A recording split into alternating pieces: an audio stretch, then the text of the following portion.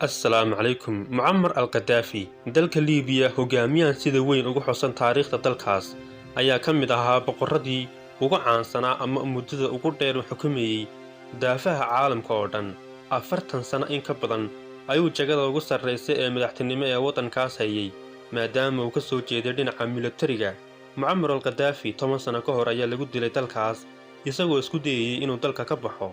Mucammar al-Qadaafi waxa uu ahaa boqor isku cumaamaday boqorka Afrika, waxaana uu caan ku ahaa astaamo iyo waxyaabo gaar u ah hogaamiyahaas Liibiya. Ugu dambeynna dalkiisu waxa uu faraha la galay xaalad faraha ka haaday oo noqotay inay xataa dalal shisheeye ay faragelin baaxad weyn ku sameeyaan gudaha waddankaasi Liibiya.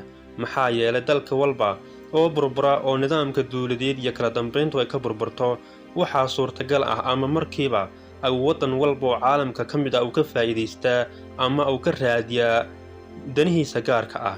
Sidaas awgeed, dalka Liibiya kadib mudaharaadadii waaweynaa ee 2010 ilaa 2011 ka dhacayay wadamada inta badan Guugii Carabta ayaa sababay in hogaamiyayaal fara badan oo Carabeed xilka laga tuuro oo ka mid ahaa Mucammar al-Qadaafi. Mucammar al-Qadaafi waxaa la sheegaa inuu waddankaas ka geystay kaalin aad u muhiim oo ahayd inuu barwaaqo sooran ku soo rogay kadib markii ceelasha saliidda iyo gaaska uu soo saaray.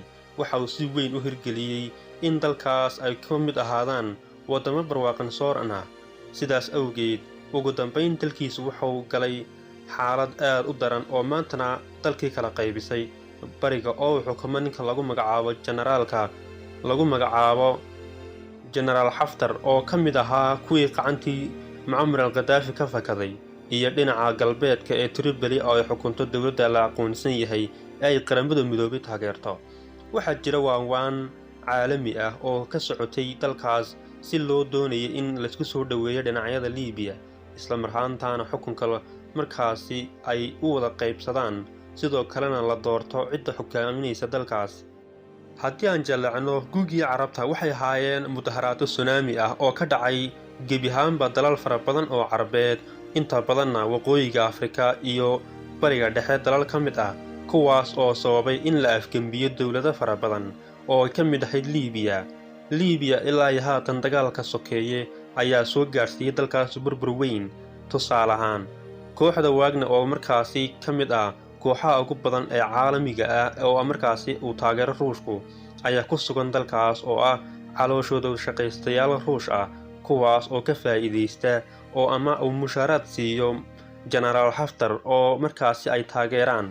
Inkasta oo markii dambe Turkigu uu 2019-2020 uu bilaabay inuu heshiis la galo dalka ay caalamku aqoonsan yahay ee Tripoli ee magaalada Tripoli ka arrimisa ee Liibiya.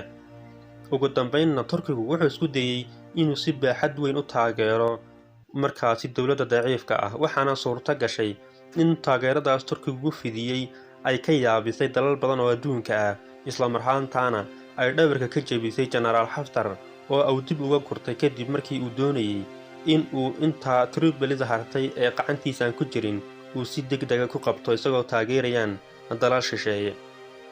Maadaama markiisu cabsi qabay oo wadamada reer galbeedku ay ka cabsi qabeen inuu mar walba xaalad ka soo abuuri karo Afrika iyo dalkiisa, oo uu ahaa halyeey aad uga soo horjeeda wadamada reer galbeedka, nacabna wadamadaas ama qaaradda Yurub iyo waxyaabaha la halmaala wadamada reer galbeedka la isku dhaho, ayaa ugu dambeyntii markii isagoo dalka ka baxayay la dilay 10 sannadood ka hor. In badan oo dadka reer Liibiya ah ma xusaan geeridaas iyo sidoo kale xilliga ku beegan marka la gaadho sanadka oo ah bisha Oktoobar 20-keeda. Ilaahay waxaan ka baryaynaa in xasarada Liibiya ay soo afjaranto, sidaasna dalkaas ugu soo laabto barwaaqo soorantii oo ahaa 10 sannadood ka hor, isla marhaantaana ay shacabka dalkaas u midoobaan midnimada waddankooda. Wassalaamu calaykum waraxmatullaahi wabarakaatu. Nooli kulanti.